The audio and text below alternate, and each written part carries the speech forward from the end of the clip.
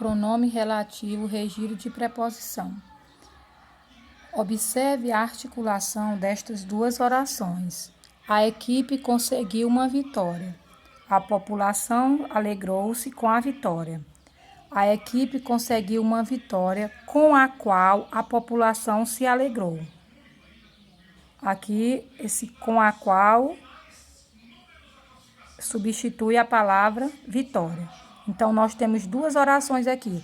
A equipe se alegrou com a vitória, primeira oração. Segunda oração, com a qual a população se alegrou, certo? Nós sabemos que esse com aqui é uma preposição.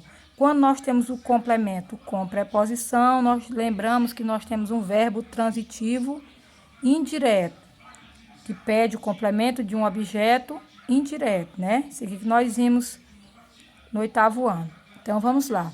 Na segunda oração, o pronome a qual equivale à vitória.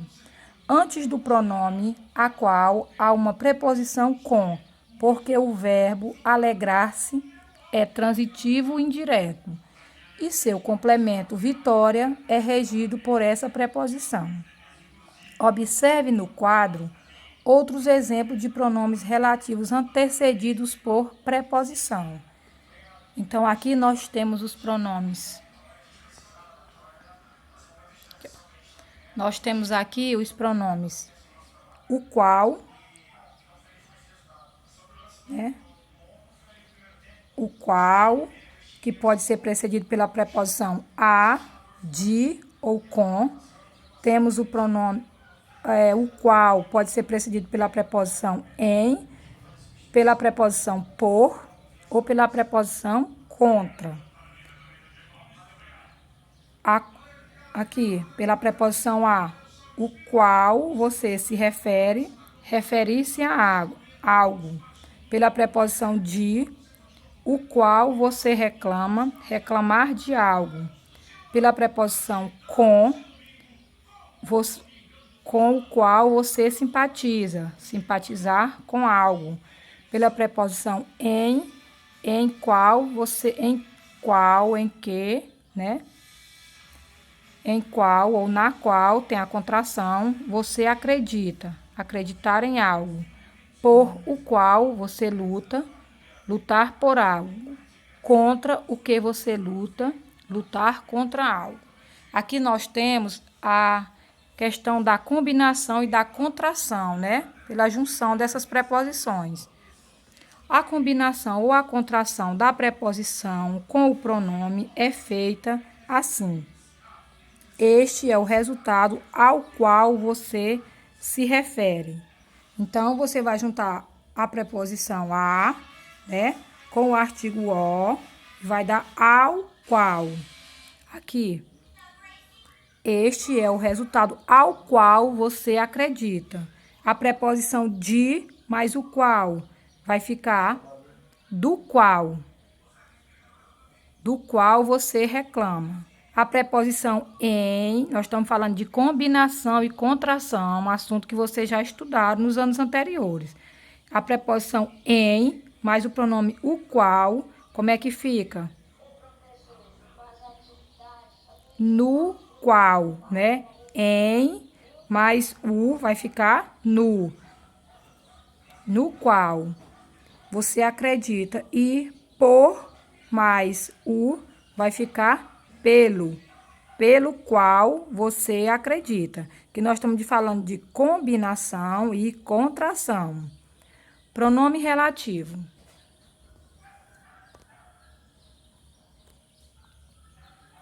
A palavra que pode ser uma conjunção integrante das orações subordinadas substantivas, se o que puder ser substituído por o qual, a qual e o plural deles, né? Que pode ser o qual, os quais, a qual, as quais, né? Pode ser se o que puder ser substituído por o qual ou a qual e os respectivos plurais deles. Ele desempenhará o papel de pronome relativo. Compare. Acompanhava-o sempre a certeza de que a vida era boa. Conjunção integrante que. Na segunda oração.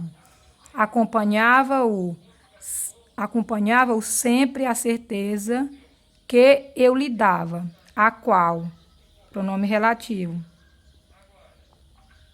Acompanhava-o sempre a certeza que eu lhe dava, a certeza a qual eu lhe dava, certo? Também é um pronome relativo. Pode ser o que, a qual ou seus respectivos plurais.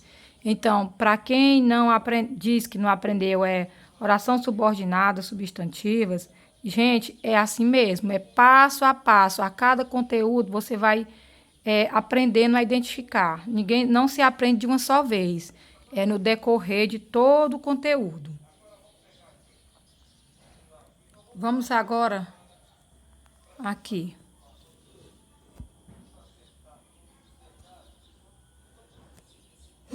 Viu? Aqui nós temos o seguinte, ó.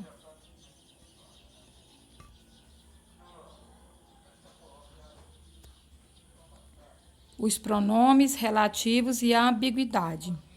Uma frase é ambígua quando tem mais de um sentido, né? Nós sabemos que a ambiguidade é o duplo sentido.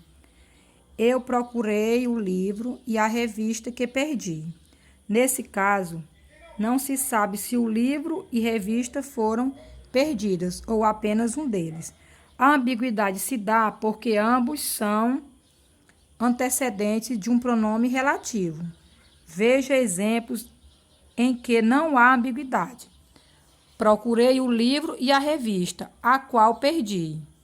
Então, esse a qual se refere a quem? Ao substantivo revista. Então, não existe ambiguidade, viu? Procurei o livro e a revista, os quais perdi. Então, perdeu ambos. Também não há ambiguidade, não existe dúvida, certo?